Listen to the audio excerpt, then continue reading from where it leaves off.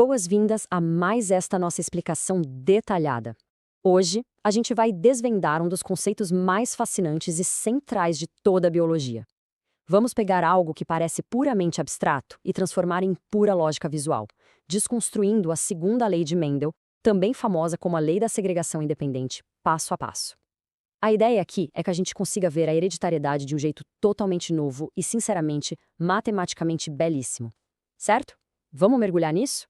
Todo mundo já deve conhecer aquele quadrado de Punnett clássico e simples, o 2 por 2 da primeira lei de Mendel, certo? É bem direto e fácil de acompanhar. Mas o salto metodológico para a segunda lei traz uma matriz bem mais complexa, uma de 4 por 4. São 16 espaços. É uma estrutura que pode parecer bastante intimidadora de cara. Afinal, como é que a gente passa de uma característica simples para várias características sendo cruzadas e misturadas ao mesmo tempo? A chave para dominar esse quadro gigante está em entender as engrenagens da formação celular. E isso nos leva à seção 1, o livro de regras, focando em gametas e segregação. Para decifrar essa matriz, precisamos dar um passo atrás. O coração de tudo que vamos discutir hoje é o conceito de segregação independente. Mas o que isso significa na prática, no mundo real? Basicamente significa que a forma como o gene para a cor de uma ervilha se separa durante a formação de um gameta não tem absolutamente nenhuma influência sobre como o gene para a textura se separa. Eles tomam caminhos totalmente independentes. O destino de um simplesmente não dita o destino do outro, e isso gera uma liberdade matemática total de combinação. E tem um detalhe muito interessante que é literalmente a nossa regra de ouro para isso funcionar. Os genes que determinam essas diferentes características precisam morar em endereços físicos distintos, ou seja, em cromossomos diferentes. Se os genes da cor e da textura estiverem colados no mesmo cromossomo, eles acabam viajando juntos pela célula, o que quebra totalmente essa independência. Então, a mágica da segunda lei de Mendel exige absolutamente esse distanciamento físico. Com a nossa regra de ouro bem estabelecida, vamos definir as variáveis, os atores do nosso experimento botânico clássico. De um lado, a gente tem a característica da cor, onde a cor amarela atua como dominante e a verde como recessiva. Do outro lado, mapeamos a característica da textura, com a forma lisa sendo a dominante e a rugosa sendo a recessiva. São essas as 4 variáveis do quebra-cabeça que a gente está prestes a montar. Mas espera aí. Antes da gente sair cruzando essas ervilhas no papel, tem uma pergunta fundamental. Como a gente prevê a diversidade de gametas que elas vão gerar? É aqui que entra essa fórmula super elegante, 2 elevado a n. É uma equação simples e muito poderosa, onde um n representa estritamente o número de pares heterozigotos no indivíduo. Dominar essa fórmula é a chave mestra para calcular com antecedência a variedade exata de gametas possíveis.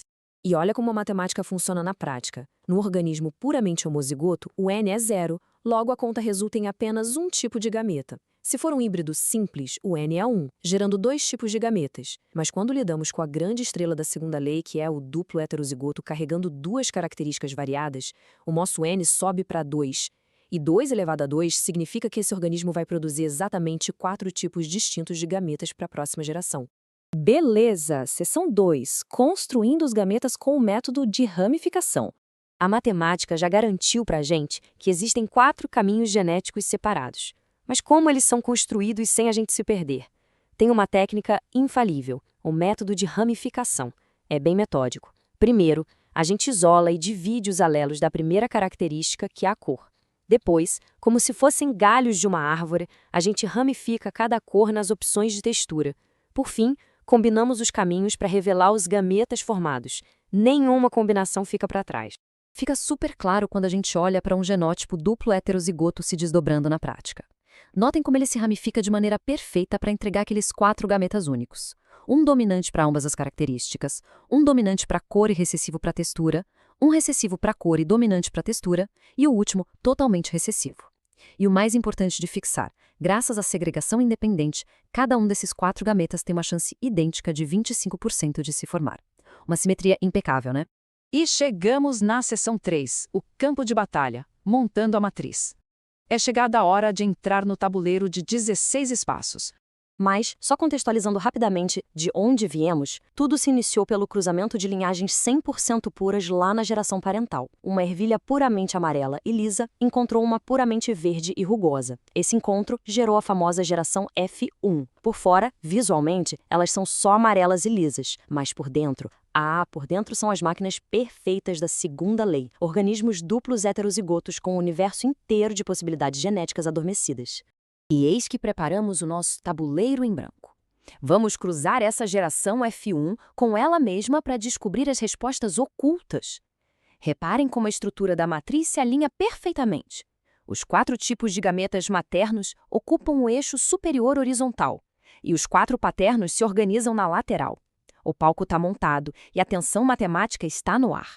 Conforme a gente vai preenchendo a matriz passo a passo, vemos os alelos se encontrando nas interseções. É incrivelmente satisfatório ver as 16 combinações ganhando vida no quadro de Punnett. A aparência final de cada ervilha que surge nesses quadrados é estritamente ditada por como essas letrinhas interagem. E lembrando que a presença de qualquer alelo dominante automaticamente silencia o traço recessivo daquela característica no resultado visual. Vamos para a seção 4, a grande revelação, encontrando o padrão oculto.